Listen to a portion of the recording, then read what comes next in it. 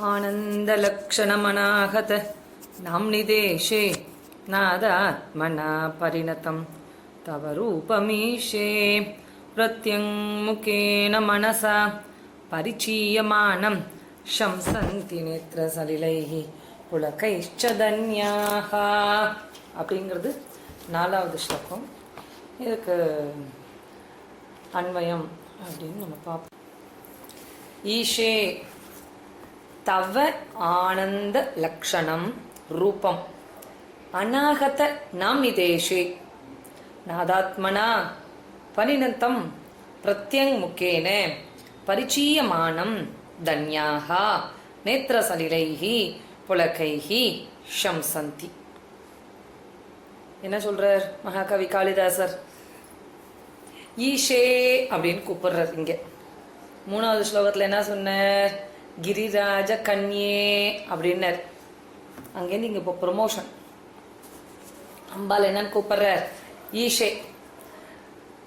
நமக்கு எல்லாருக்கும் தெரிஞ்சதுதான். ஈசானம் தத்புருஷம் அகோரம் வாமதேவம் சத்யோஜாதம்னு அந்த ஈசான தேவசிய பத்ரி. அதனால ஈஷே அப்படிங்கிற. ஹே ஈஷே ஷம்சந்தி, உன்னை புகழறாளாம். யாரு? தன்யாக. எப்பேற்பட்ட தன்யாக? பரிச்சீயமானம் தன்யாக. இதுதான் பாத்தஞ்சலி யோக சூத்திரத்துல ஆரம்பத்துல என்ன சொல்றதுனாக்க அத்த யோகானு சாசனம். ஃபர்ஸ்ட் சூத்திரம் சொல்ல ஆரம்பிப்போம். யோகச்சித்த விருத்தி நிரோதக. என்ன பண்ணுதான் யோகம்?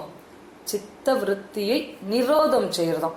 அப்படி பண்ணி ரொம்ப பக்குவம் அடைந்த தன்யாக அவ அம்பால எப்படி பார்க்கறாளாம்?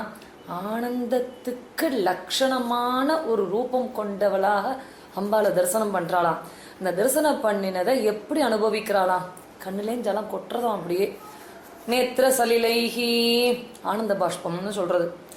அடுத்தது ரோமாஞ்சனம் புலகைஹி அப்படி அடைஞ்சு அவ அனுபவிக்கிறாளாம்.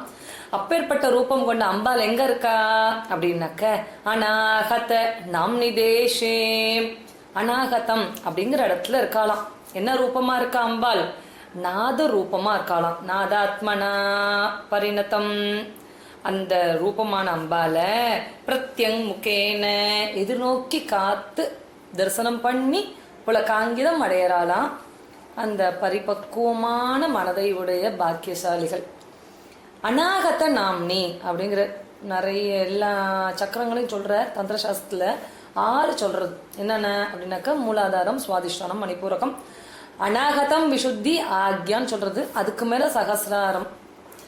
அப்பேற்பட்ட அந்த தந்திரசாஸ்திரத்தினுடைய 6 சக்கரத்தினுடைய 4வது சக்கரமா இருக்கிறது என்ன அப்படின்னாக்க அநாகத சக்கரம். அது நம்மளுடைய ஹார்ட் சென்டர் பார்ட்ல இருக்கிறது தான். அது அந்த இடத்த தான் அநாகத சக்கரம்னு. அப்பேற்பட்ட அந்த இடத்துல அநாகத நாம்னிதேஷே அங்க நாதாத்மனா நாத ரூபமா இருக்காளாம் அம்பாள். அப்பேற்பட்ட ஆனந்தத்துக்கு லட்சணமான உருவம் கொண்ட அம்பால தரிசனம் பண்ணி இவ புலகாங்கிதம் அடைகிறாளாம். இதுதான் சொல்றாரு மகாகவி காளிதாசர். ஈசான தேவனுடைய பத்னியே, ஆனந்தத்திற்கு ரூபமான உன்னுடைய வடிவமானது இந்த அநாகதம் இந்த 4வது இடத்துல நாத ரூபமா இருக்கு. அப்பேற்பட்ட அந்த ரூபத்தை தரிசனம் பண்றா யாரு?